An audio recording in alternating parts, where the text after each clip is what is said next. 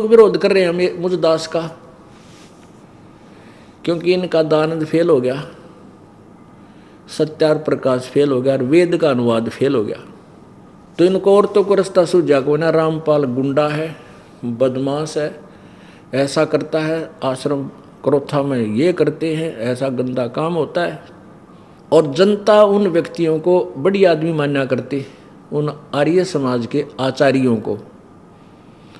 आर्य समाजी बुरे नहीं, आर्य समाजी कौन है? वो तो अपने जनसाधारण जनता है, भोली भाली है, अपने नाते रिश्तेदार हैं, भाई हैं, बहन है, मामा है, फूफा है, कोई बुआ का बेटा है, बेटी है। लेकिन ये लोग इसलिए एडी चोटी का जोर ला रहे थे, कौन?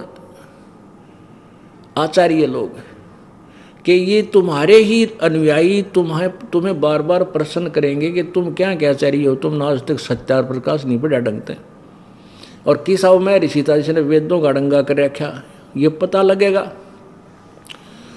तो इनको ये समस्या आ गई कि तुम्हें चंदा मिलना बंद होगा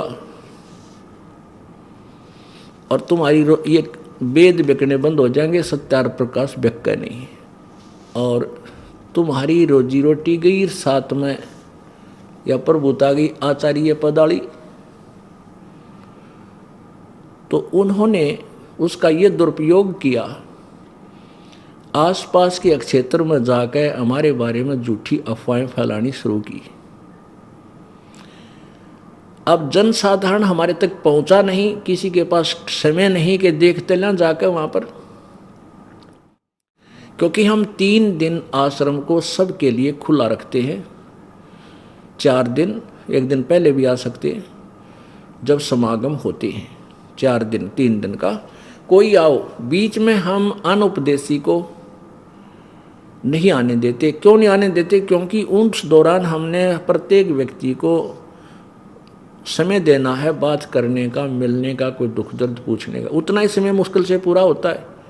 अन्य व्यक्ति से हम नहीं मिल सकते। अगर उसने कोई बात ज्ञान जानकारी करनी है तो वो देख सकता आश्रम को आकर के परमिशन लेकर, और ज्ञान समझना है तो हमारी बुक ले जाकर देख सकता है। ऐसा नियम हमने बना रखा है।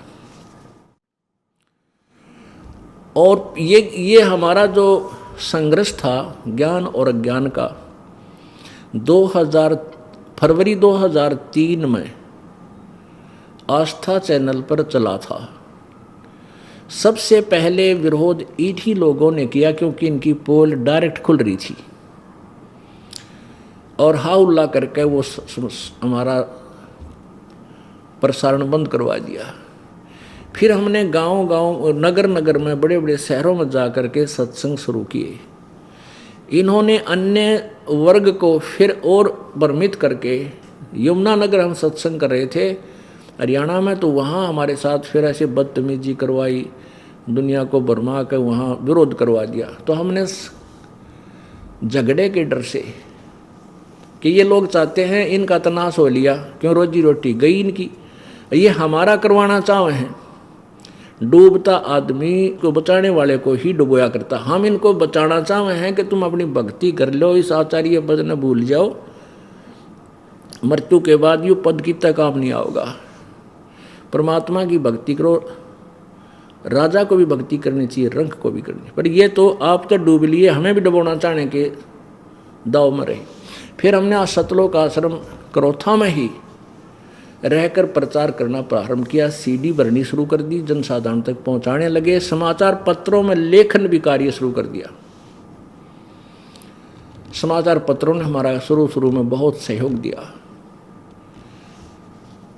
ऐसे ही फिर हमारा दुर्भाग्य था कि 2005 में ये आर्य समाजी मुख्यमंत्री भूपेंद्र सिंह जी हुड्डा के हाथ में कमांड आएगी। ये अपने सतर का आदमी बुरा नहीं है, यो इन आचार्यों को आर्य समाजी होने के नाते अपने मुखियाओं को हर एक आदमी सत्कार करता है और अच्छा मानता है। अगर अच्छा ना मानती न पहले रिजेक्ट कर देंगे, तो घने अच्छे मान्या करता और सच्चे आदमी मानता था। और ये स्वयं भी बहुत धार्मिक व्यक्ति है। देखते हैं इनको, कहीं मंदिर में जा रहे हैं, कहीं कुछ दान कर रहे हैं, बड़े अच्छी आत्मा के हैं। तो इस अच्छी आत्मा को इन नकलिया ने इतना बिगाड़ दिया ऐसा गुमराह कर दिया कि इस व्यक्ति ने, अच्छे व्यक्ति ने ऐसा दुष्कर्म करवा दिया, ये सतलोक आश्रम बरवाला को बंद करवा के इतना पाप इकट्ठा कर दिया, शायद इसको कई जन्मों में भी समाप्त ना कर सकेगा। और करवा दिया इन दुष्टों ने, जो झूठे कपटी हैं, अपनी रोजी रोटी के लिए दुनिया को भ्रमित करते आ रहे हैं शुरू से ही, आज से नहीं। तो पुण्यात्माओं, बस इतनी बात थी इन व्यक्तियों ने जो गुरु पद पर, आचार्य पद पर पहुंच गए, गुरु कहो चाहे आचार्य, ये इस टाइप के व्यक्ति हो जाते हैं। इनको ना समाज सुधार से कुछ लेना देना, ना इनको समाज कल्याण से कुछ लेना देना।